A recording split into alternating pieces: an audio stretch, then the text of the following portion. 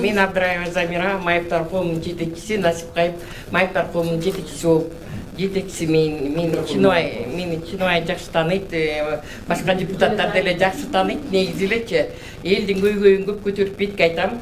Биринчиден, жалгыз эле ГСУнун парламентинин зарплатасын көтөрбөгөнгө эң биринчи кыйналган мына мен өзүмдүн практикамда өткөргөн хирургдар экен, травматологдор экен, реанимация экен. ГСУ ада немесине кабинетинде отуруп алып, ал деле пускай старается мени анын зарплатасын көтөрө берсин. Но бир күндө 50ден операция болуп атты. Чинобай мен операция болуп жаттым. Ошондо чуркаган мына хирургдардын эмгеги экен, мына реаниматологдордун эмгеги экен. Ошону да карагыла, ошого дагы жардам бергиле. Ошолордун да зарплатасы көтөрүлсүн, травматологдордун дагы. Мына авария болуп кетсе, травматологияга барат. Эң биринчи жардам көрсөткөн биринчи Аллах, андан кийин мына ушул врачтар болот экен. Ушул врачтардын дагы майлыга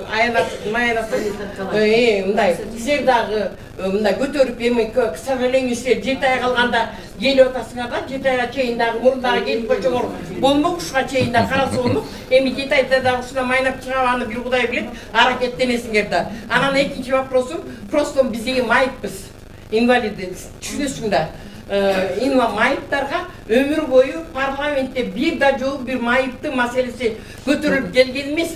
Чинобай, сен нарындык болгондон кийин ушу майыптарды эстеп сен деле бир маселе көтөрүп койсоң болмок. Мисалы үчүн сосудистый ооруларга, варикоздорго дары эң кымбат. Эндокринологический дары да кымбат да. Биз аны ала албайбыз майыптар. Майыптарды дагы конвенцияга 18-марта президент кол койду. Кана аткарылып аткан, аткарылган жок. Ошону дагы ойлоп, ошо майыптарга да көңүл бөлүп, мына кичине 50%-ний аракет кылып койсоң, сага биздин соус тиет эле да, Чинобай. Ошону айтам, всё. Майыптар Эми бир нерсени айтып коелу. Дарыны жеке эле оорунун баары тең, чындап эле оорунун баарына көңүл буруш керек. Майыпы болобу, башка оорусу болобу, туурабы? Баарына шарт түзгөнгө, баарына арзан дары бергенге аракет кылыш керек. Жок, мен ошон үчүн айтып атпаймынбы? Эми биз эки түрдүү жол билебиз. Мен биринчиден жаңы эле айтып өттүм, Кыргызстанда дарылар кымбат. Анын өзүнүн себептери бар. Керек болсо мен өзүмө бир топ дарыларды чет өлкөдөн алып ичем. Мындай карагандачы. Анын биринчиден эффективдүүлүгү керек. Дарын кайсы өлкөдө чыкканы. Экинчиден баасы дагы салыштырып ошондон билем деп атам да, мен жана айтып атам. Башкалар да ошентет деп ойлойм да. Экинчи нерсе, эми инвалидтерге биз өзүбүздүн депутаттар экинчи жардамыбыз, колубуздан маселени көтөрүп атабыз, айтып атабыз. Керек болсо мына жумушчу топтор түзүлүп иштеп арзандатканга, кошумча булактар тапканга жанагы жазып аракет кылып атабызбы? Экинчи жагы болсо, анча-мынча тапкан акчабыздан инвалидтерге келип берип эле жүрөбүз. Нарындын инвалидтери башка жакты болбосо да менин колуман жакшы эле жардам алып калып жүрөсүңөр. Анан ушул жерге келгенде эле анан кийин эле жөн эле мындай күнөөлүүнү таба койгон болбойт да. Суроого кезек берели. Саламатсыңарбы, бүгүнкү жолугушуунун катышуучулары, менин атым Эркин Сыналиев, Тамаш жана Тамаш коопсуздугу боюнча Кыргызстанда түзүлгөн альянстын Нарын областы боюнча координатору. Биринчиден силерге рахмат. Азыр парламенттин жарымы 80% десек да болот, туктап жатышат. Жумушка келбейт, шайлоочуларды тааныбайт деле, бирок силер активдүү түрдө өзүңөрдүн жогорку кеңештеги регламенттин соблюдать этип эл менен жолугушуп атканыңарга. Менин суроом болсо эки суроодон турат. Биринчиден ушу келечекте сиздер саясий партияларга кирет болушуңар керек. Силерди жакшы өтөт болушуңар керек деп ойлойбуз. Активдүү депутаттар катары кайсы партия менен барсаңар дагы. Анан биздин альянс жана Тамаш коопсуздугу боюнча альянс тынчсызданып жатат да. Анткени Кыргызстан ВОЗдун дүйнөлүк саламаттык сактоо уюмуна 30-жылга чейин милдеттеме алган 6 ооруну кескин түрдө жойбосок, абдан коркунуч алып келет бул өлкө.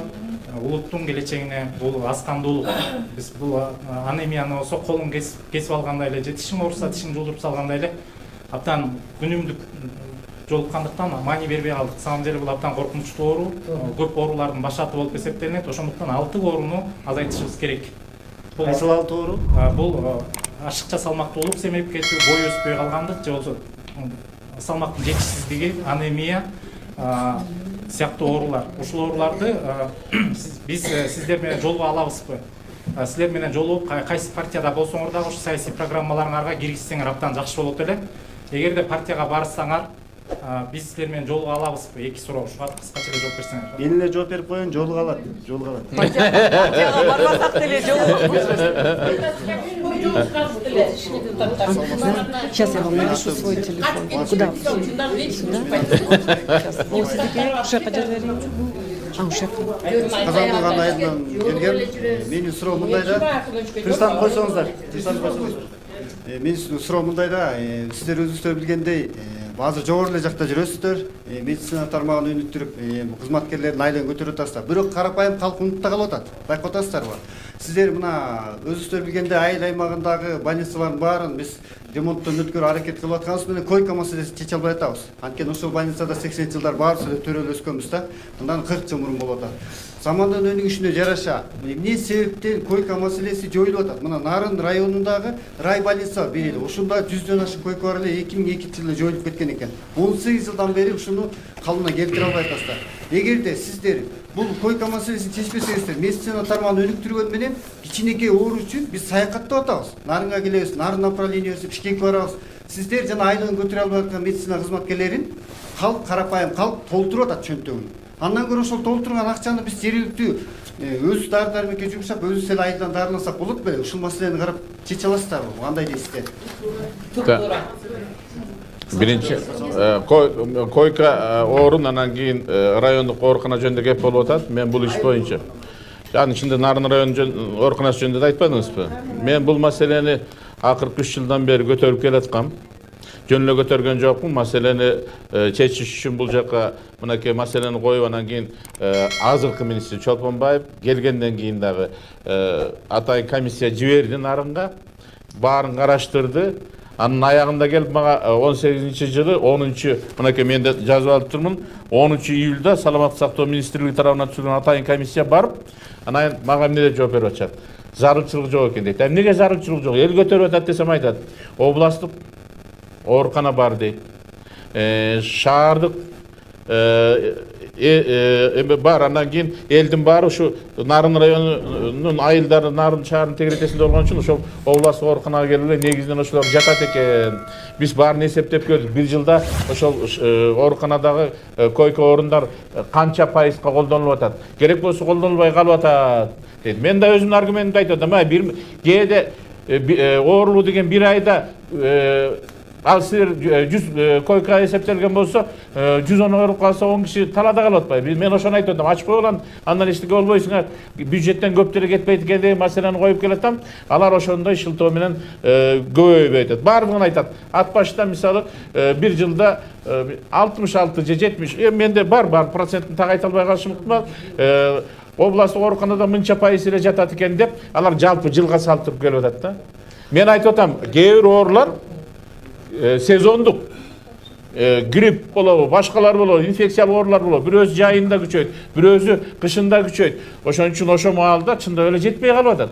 Баары Бишкекке жете албайт. Кыргызстан боюнча бир эле райондо жок экен оорукана, райондук оорукана. Бул Нарын району экен деген маселени анын ичинде жанагы айылдыктардан биринчи жок дегенде райондук оорукананы ачып алышы маселе көтөрүлүп келатат. Тилекке каршы бюджетке такап атышат. Мен ошон үчүн айттым, ошон үчүн бюджетти көтөрүш үчүн биз колдон келишинче көргөзүп атабыз. Ар бир тармак, могул тармактан мынча акча кошумча алсак болмок.